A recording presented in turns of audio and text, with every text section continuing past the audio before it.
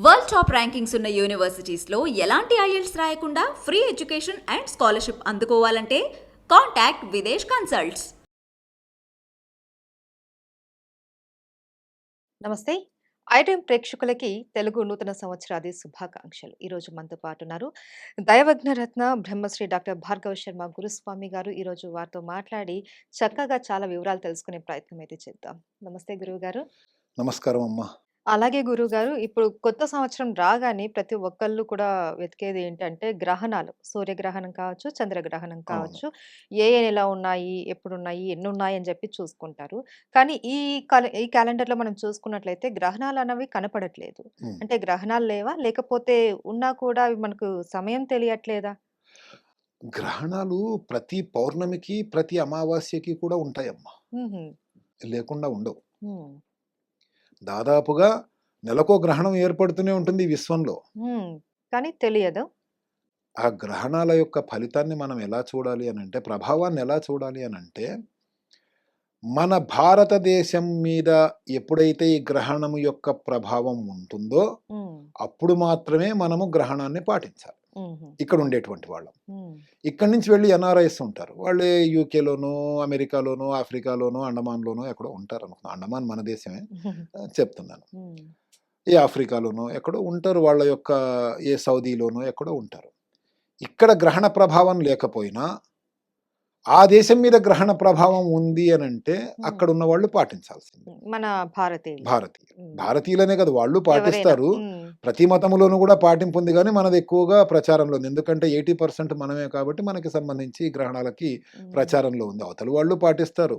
ఎందుకు పాటించరు? ప్రతి ఒక్కళ్ళకి కూడా ఈ విశ్వంలో జరిగేటువంటి వింతలు, హ్మ్. విశ్వంలో జరిగేటువంటి మార్పుల్లో ప్రతి ఒక్క మానవుడికి కూడా భయము, వాడి పద్ధతి వాడికుంటుంది. ఇప్పుడు మనం ఉపవాసం చేస్తాం కార్తీక అవును. మాసంలో. హ్మ్. నక్తలు చేస్తారంటే పొద్దున్న నుంచి రాత్రి దాకా అసలు పచ్చి మంచినీళ్ళు ముట్టుకోకుండా చేసేవాళ్ళున్నారు. ఉపవాసం చేసేవాళ్ళున్నారు. హ్మ్. కేవలం మన హిందువుల్లోనే ఉన్నారా ఆ విధంగా? వేరే మతాల్లో ఈ విధంగా నెలంతా ఉపవాసాలు చేసే రోజులు లేవా? హ్మ్. ప్రస్తుతం నడుస్తున్నది అదేగా అవును. రంజాన్. రంజాన్. వాళ్ళందరూ అలాగే ఉపవాసం చేస్తారు హ్మ్. పగలంతా. హ్మ్. అలాగే నవంబర్, డిసెంబర్ నెలలోకొచ్చేటప్పటికి 20 రోజులో, 40 రోజులో ఎంతో డేట్ ఉంది. క్రైస్తవంలో కూడా పూర్తి స్థాయి ఉపవాసాలు చేస్తారు. హ్మ్. అంటే పద్ధతి ఒకటే, పేర్లు వేరే. అవును. హ్మ్. అలాగే మన గ్రహణాలు, మన గ్రహణాలనే మాట ఎందుకంటున్నానంటే, వాళ్ళు దాన్ని గ్రహణం అంటారా? ఇంకోటంటారా? నాకు ఐడియా లేదు కాబట్టి మనకి సంబంధించిన దాని గురించే చెప్తున్నాను. హ్మ్. ఈ సంవత్సరం భారతదేశం మీద ప్రభావం చూపించేటువంటి గ్రహణాలేవి లేవు హుహు. హ్మ్. ఈ సంవత్సరం. మనం అనుకున్నట్టుగా ఎక్కడో అమెరికాలోనో, ఆఫ్రికాలోనో గ్రహణం చూపించినా కూడా దాన్ని సొమ్ము చేసుకోవటం కోసం పానిక్ చేసేటువంటి ప్రయత్నాలు మనకి తెలియకుండానే మన వాళ్ళు కొన్ని మీడియాల ద్వారా ప్రచారం చేయటం జరుగుతుంది. హ్మ్. అంటే అమెరికాలో గ్రహణం ఉన్నా కూడా మీరిక్కడ పాటించండి అని చెప్పి చెప్తేనే నాకు గొప్ప అనేటువంటి నేను గొప్ప పేరు తెచ్చుకుంటాను. కేవలం పేరు కోసము హ్మ్. మన హైందవ ద్రోహులుగా మిగిలిపోతున్నారు ఈ యొక్క సిద్ధాంతులు కొంతమంది. హ్మ్. మీరు గమనించండి మనకి లేదు. అర్ధరాత్రికి అర్ధరాత్రి ఫోను చేసి గురువుగారు రేపు గ్రహణం ఎన్నింటి నుంచి ఎన్నింటి దాకా అని చెప్పి ఫోను చేసి అడుగుతారు. ఎక్కడయ్యా గ్రహణం లేదు గదా! అనంటే, లేదండి పలానా టీవీలో చెప్పారు, పలానా ఛానల్‌లో చూసాం, పలానా యూట్యూబ్‌లో చూసాం. వాళ్ళకి ఏమొస్తుంది చెప్పండి?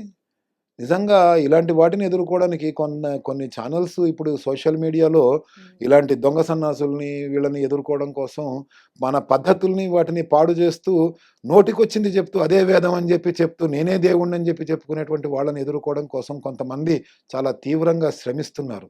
మన హైందవులందరూ కూడా అలాంటి వాటికి అండగా ఉండాలి. ఎందుకనంటే, మన హైందవంలో లాజిక్ లేకుండా ఏ రూలు లేదు.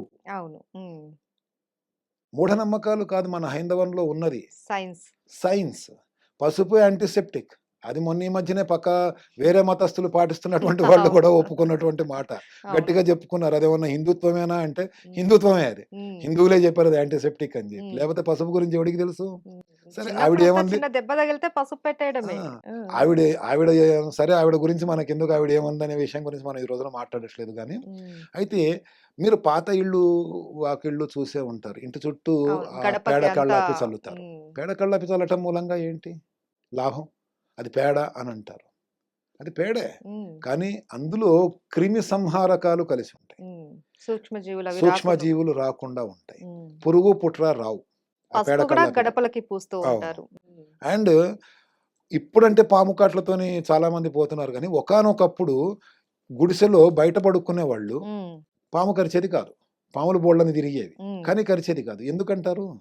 ఉమ్, ఎందుకు అనంటే వాళ్ళ ప్రాంతం ఏదైతే వాళ్ళ ప్లేస్ ఉంటుందో, ఆ ప్లేస్‌కి ఒక అర్ధచంద్రాకారంలో ఆ గుడిసె అంతా కూడా కవర్ అయ్యేటట్టుగా చంద్రుడి ఆకారంలోనో రౌండ్‌గా సర్కిల్‌గా ఒక స్పీడ్ బ్రేకర్‌లాగా మట్టితోనే అవును, కట్టి దాన్ని అవును. గూడా ఈ పేడతోని రాసేవాళ్ళు. ఉమ్, దాని పక్క నుంచి పాము వెళ్ళిపోతుంది గానీ దాన్ని ఎక్కి దిగదు. ఉమ్, దాని వెన్నుపూస అస్సలు ఉండదు గదా! ఉన్నది కూడా డెలికేట్‌గా ఉన్నది విరిగిపోతుంది. ఉమ్, అప్పుడు ఆ పాము వచ్చి ఇంకా కాటేసేదెక్కడ? అవును. అదొక పెద్ద మూఢనమ్మకంలాగా ఫీల్ అయిపోతారు వీళ్ళు. ఉమ్, ఏమ్మా ప్రతిరోజు దీపం. ఇప్పుడు కొంతమంది అడుగుతూ ఉంటారు ఎవరన్నా చనిపోతే ఏడాదంతా దీపం పెట్టము అని.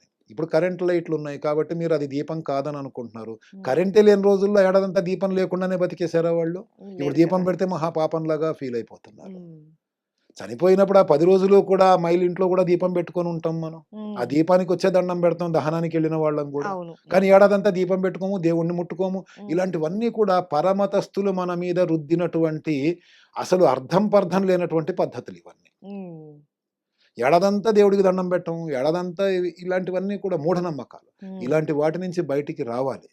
గ్రహణము మన దేశానికి ప్రభావము చూపించినప్పుడు మాత్రమే, మన దేశం మీద గ్రహణం ఉన్నప్పుడు మాత్రమే మనం పాటించాలి. ఉమ్, లేకపోతే పాటించాల్సిన అవసరం లేదు. ఉమ్, ఎందుకు పాటించాలి అది కూడా?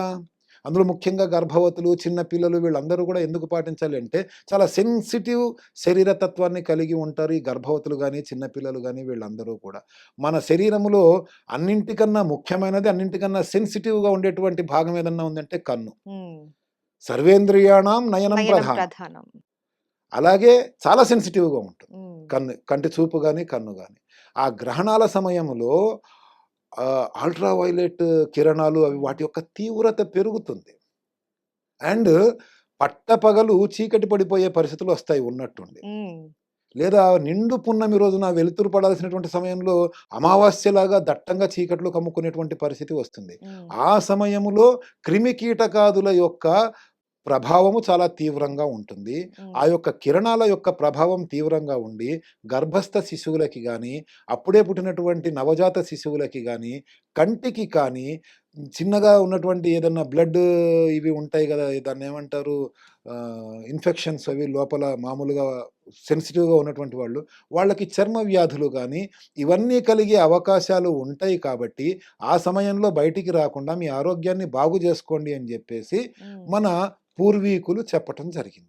మామూలుగా చెప్తే విని చావం గదా మనం. అందుకని ఏదో ఒక భయం అనేది ఉండాలి కాబట్టి, ఆ ఉమ్, సమయంలో వస్తే అలా జరుగుతుంది, ఇలా జరుగుతుందని చెప్పి భయపెట్టడం అనేటువంటిది జరిగింది. ఉమ్. అదే ఒకవేళ ఇప్పుడు ఎంతోమంది హేతువాదులు ఉన్నారు గదా!